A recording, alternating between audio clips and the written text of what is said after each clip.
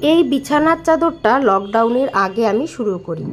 হাতের কাজের বিছানার চাদরগুলো আমার খুব পছন্দের বলে আমি আমার এক আত্মীয়কে দিয়ে আঁকিয়ে এনেছিলাম চাদরটি।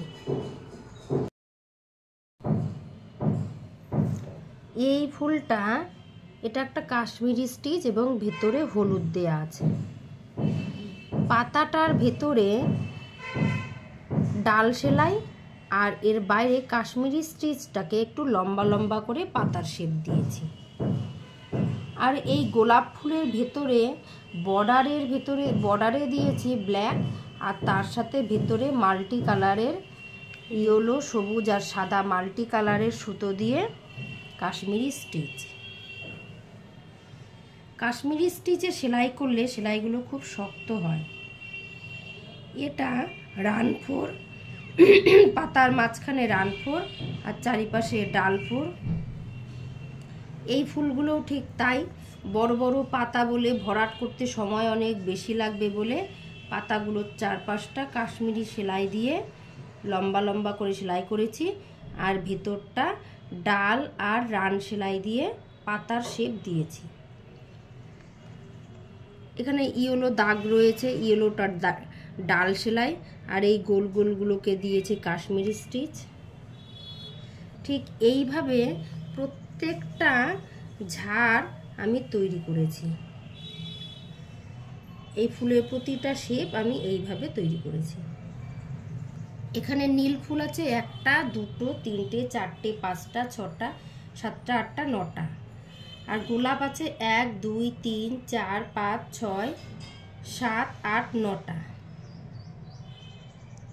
9টা গোলাপ আর 9টা নীল ফুল। তার মধ্যে মাঝে মাঝে আবার কিছু বাদ আছে, পুরো চাদরটাকে পেতে আমাকে দেখতে হবে। যেমন এই ফুলটায় 2টো নীল পাপড়ি করা হয়েছে, বাকি 2টো এখনো করা হয়নি। পুরো চাদরটাকে সুন্দর করে পেতে আমাকে দেখতে হবে। ছোট ছোট কাজ রয়েছে বলে প্রচুর, কোনো কোনো জায়গায় অনেক বাদ পড়ে আছে, সেইগুলোকে দেখে দেখে ঠিক করতে হবে। ঠান্ডা লেগে গেছে বলে গলার আওয়াজটা একটু খারাপ হয়ে গেছে। গোলাপগুলো করতে গিয়ে বেশ কয়েকটা জায়গায় ভুল হয়েছে। যেমন বিস্কিট আর হোয়াইট দিয়ে কটা গোলাপ করেছি, আর হলুদ সাদা সবুজ দিয়ে মাল্টি কালারের সুতো দিয়ে কয়েক জায়গায় গোলাপ করেছি। এবার হলুদ সাদা যেখানে গোলাপটা রয়েছে সেখানে 2টো ফুল, কোথাও একটা ফুলে আমি বিস্কিট কালার আর সাদার সাথে মেশানো যে মাল্টি কালারের সুতোটা ছিল সেটা দিয়ে করে ফেলেছি। এবার এই সুতোটা কাটা কিন্তু খুব কঠিন, যেহেতু কাশ্মীরি স্টিচের সেলাইগুলো খুবই শক্ত হয়ে থাকে। এটাকে আমি আস্তে আস্তে কাঁচি দিয়ে কেটে নিয়ে তারপর সুচ দিয়ে বের করেছি।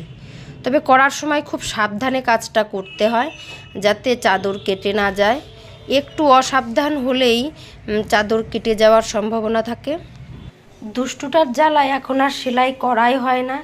আমাকে সেলাই নিয়ে বসতে দেখলেই ও ঘাড়ে মাথায় উঠবে, টানাটানি করবে, কখন সুচ লেগে যায় কাঁচি লেগে যায় এই ভয়ে সেলাই আর বেরই করি না।